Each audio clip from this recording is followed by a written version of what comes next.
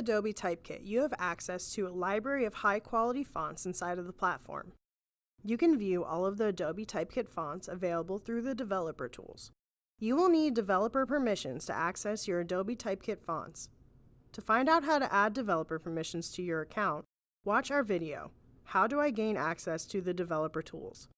To preview all of the Adobe Typekit fonts available, select the Developer Tools icon in the gray navigation bar. Select Fonts under the Developer Tools header.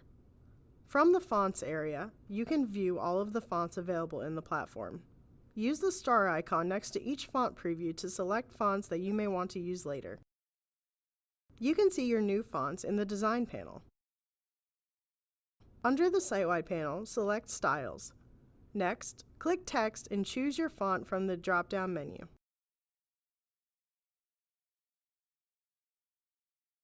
If you still have questions, email support@gospacecraft.com. For helpful articles and more videos, check out support.gospacecraft.com.